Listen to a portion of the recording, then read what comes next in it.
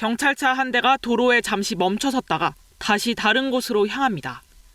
지난 10일 새벽 스토킹 피해 신고를 접수한 경찰이 주변 순찰에 나선 모습입니다. 신고를 받고 출동한 경찰은 이곳 번화가 한가운데서 남성을 붙잡았습니다.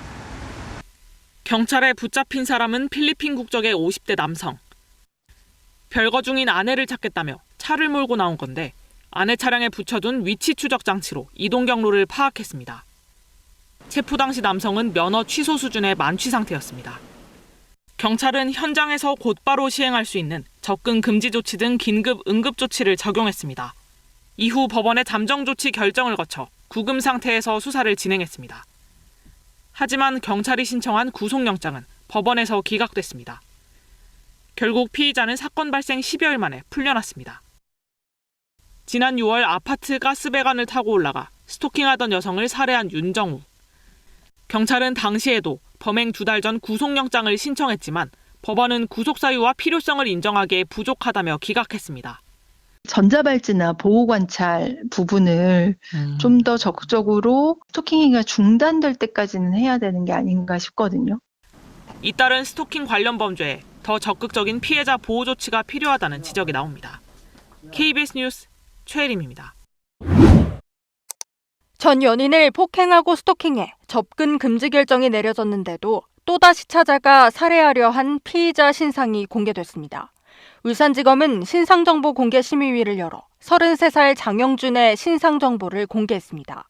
장 씨는 지난달 28일 울산 북구의 한 병원 주차장에서 이별을 통보한 20대 여성을 흉기로 수십 차례 찌르고 달아났습니다. 그러나 현장을 목격한 주변 시민들이 소화기를 던지고 장 씨에게 분사하면서 경찰에 붙잡혔습니다. 피해자한테 미안한 마음 없으십니까? 장 씨는 피해자에게 문자 메시지 수백 개를 보내고 전화도 100여 통 거는 등 스토킹하는가 하면 감금과 폭행 등의 범행을 저질러 법원에서 접근 금지 등의 잠정 조치가 내려졌는데도 피해 여성을 또 찾아가 범행한 것으로 조사됐습니다. 피해자는 병원에서 여러 차례 큰 수술을 받았고 현재도 치료를 받고 있는 것으로 알려졌습니다. 검찰은 살인미수 혐의로 장 씨를 구속해 재판에 넘겼으며 이름과 나이, 얼굴을 오늘부터 30일간 울산지검 홈페이지에 게시하기로 했습니다. 또 유관기관과 협력해 피해자에게 경제적 지원을 하고 심리치료 등을 적극 돕기로 했습니다. 서울 중부경찰서가 스토킹 범죄 처벌 등에 관한 법률 위반 혐의로 최정원 씨를 입건해 수사하고 있습니다. 최 씨는 평소 알고 지내던 여성의 집에 찾아가 위협적인 행동을 한 혐의를 받고 있는데요. 경찰은 피해 여성에 대한 안전조치를 취하고 최 씨에 대해선 피해자의 100m 이내 접근과 휴대전화 등을 통한 접근도 금지하는 긴급 응급조치를 신청해 법원 승인을 받았습니다. 경찰이 최 씨를 상대로 수사를 벌이고 있는 가운데 최정원 씨는 언론 인터뷰에서 경찰 조사를 받은 건 맞지만 여자친구와 헤어지는 과정에서 오해가 생겼을 뿐 스토킹 등의 행위는 없었다고 해명했습니다. 폴리스라인으로 출입이 통제된 한 노인 보호센터. 어제 오후 5시 10분쯤 이곳에서 50대 여성 요양보호사가 피를 흘린 채 쓰러져 있다는 신고가 들어왔습니다. 많이 했어요. 한 5대 있었고요. 살짝도 늘어나고 갔다.